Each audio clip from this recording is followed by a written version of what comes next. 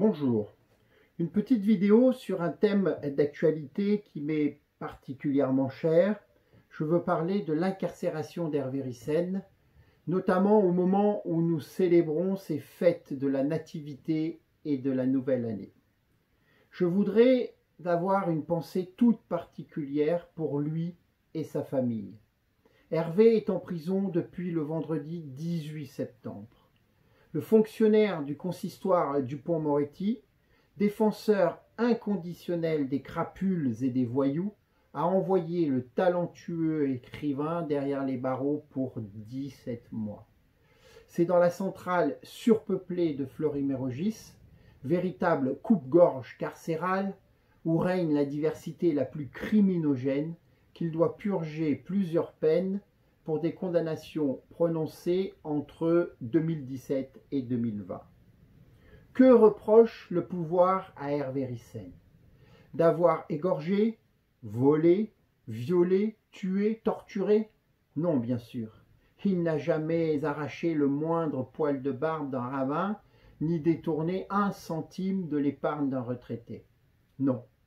Il lui est simplement reproché d'avoir écrit des trucs sur le judaïsme. Et dans leur république, on ne peut pas écrire de trucs sur les judaïsmes. C'est un crime imprescriptible que de toucher au petit peuple qui se dit élu, mais que nous considérons, nous, plutôt en ballotage, et en ballotage de plus en plus défavorable. Le vieux Badinter et les lits crasseux avec lui doivent parfois avoir des remords d'avoir supprimé la peine de mort. Ils auraient peut-être aimé prévoir une exception pour les antisémites. Ryssen a-t-il seulement appelé directement à la violence contre les Juifs? En aucun cas. Il a consacré 15 ans de sa vie à étudier le judaïsme. Ses livres consistent principalement en une compilation de citations de propos tenus par des Juifs, écrivains, cinéastes, financiers, politiques, universitaires ou encore même simples particuliers.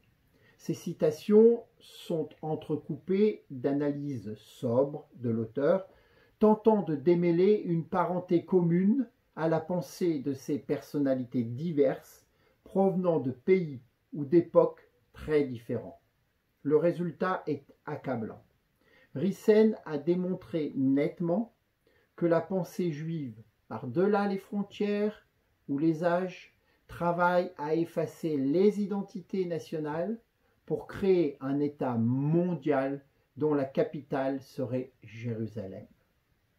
On a souvent fait remarquer que le judaïsme ne faisait pas de prosélytisme. Mais si la propagande juive n'exige pas des goïs qu'ils vénèrent Yahvé, elle promeut inlassablement, sur tous les tons, par la publicité, par les journaux ou par le cinéma, le métissage, l'homosexualité, la culpabilisation de l'homme blanc et la gloire d'Israël. En outre, Ryssen a été le premier à mettre en évidence l'importance de l'inceste dans le judaïsme.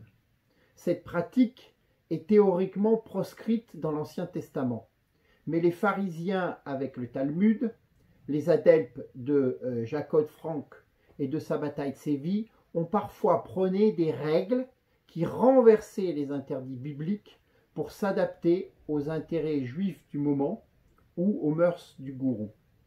Que penser par exemple de cet extrait du livre Ouverture sur le Talmud de Raphaël Cohen, édité chez Jacques Granger en 1990.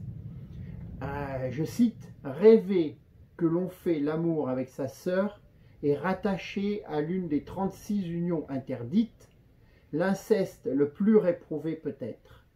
Sans être impressionné, le Talmud déclare qu'il s'agit d'un rêve prometteur qui indique que l'on parviendra effectivement à la connaissance. » Fin de citation.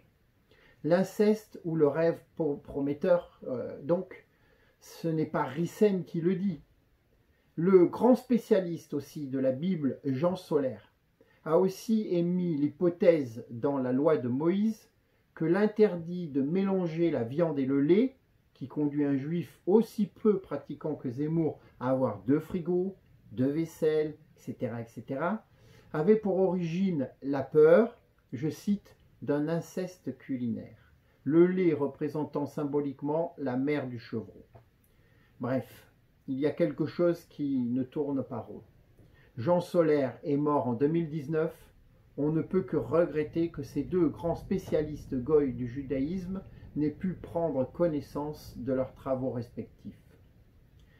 Puis, vous avez aussi, en 2018, la réalisatrice israélienne Yolande Zoberman, qui a sorti le film M, qui est un documentaire sur l'inceste et les abus sexuels commis par des rabbins sur des enfants dans la communauté juive orthodoxe de New York. Des abus ont longtemps été couverts par la communauté et les victimes menacées si elles parlaient. Ce film semble corroborer en tout point les thèses d'Hervé Ryssen. Mais lui est en prison alors qu'elle a reçu le César du meilleur documentaire en février 2020. Curieusement aussi, un César a été décerné cette année au pédocriminel Polanski, auteur d'un film à la gloire de l'ex-capitaine Dreyfus. Hervé Ryssen n'a pour autant jamais affirmé que tous les Juifs prônaient l'abolition des frontières et pratiquaient l'inceste, ni appelé à la violence contre des Juifs. Il a seulement voulu attirer l'attention des goïs sur la toxicité de la propagande cosmopolite et tenter de guérir ce qu'il percevait comme une maladie de l'esprit. Hervé Ryssen est en d'autres thèmes un lanceur d'alerte. Le pouvoir, phagocyté par le judaïsme politique, en décidant d'emprisonner un homme qui n'a jamais fait que citer des auteurs, admet qu'il ne supporte pas l'image de lui-même qui lui est renvoyée. Il devrait pourtant lui être reconnaissant d'avoir pointé du doigt le problème de l'inceste dans les milieux juifs et traité la question sérieusement, plutôt que d'embestiller l'écrivain. La précipitation du Judapo à faire taire ses contradicteurs traduit son incapacité à répondre sur le fond et sa panique devant la notoriété grandissante des travaux d'Hervé Ryssen que son incarcération ne va faire qu'amplifier. Les Français lucides doivent être reconnaissants à l'ami Ryssen pour sa perspicacité, son labeur opiniâtre, son courage et son sacrifice fécond pour la cause nationale. Hervé Ryssen est aujourd'hui, tout comme Vincent Renoir avant lui, un authentique prisonnier politique et nous exigeons sa libération. Les conditions de vie de notre ami en captivité sont difficiles. C'est pourquoi il faut nous mobiliser. Pour soutenir le combattant Ryssen, vous pouvez lui écrire, lui faire parvenir un courrier de soutien à l'adresse qui sera donnée en description de cette vidéo. Vous pouvez surtout acheter ses ouvrages et diffuser son travail inégalé. Il est le Drummond des temps modernes. Les temps sont durs, nous sommes dans un contexte révolutionnaire qui a commencé avec la révolte des Gilets jaunes, révolte à laquelle nous avons pris part ensemble avec Hervé, et qui se continue avec la tyrannie sanitaire et la répression contre les nationalistes qui ne va faire que s'accentuer. Ce n'est que le début. Nous ne devons pas nous disperser. Il faut tenir nos positions. Nous sommes tous dans la même tranchée face à des ennemis communs qui veulent notre mort, la mort de notre nation, de notre peuple et de notre race. Nous, sachez-le, nous ne baisserons pas la tête. Nous ne soumettrons jamais.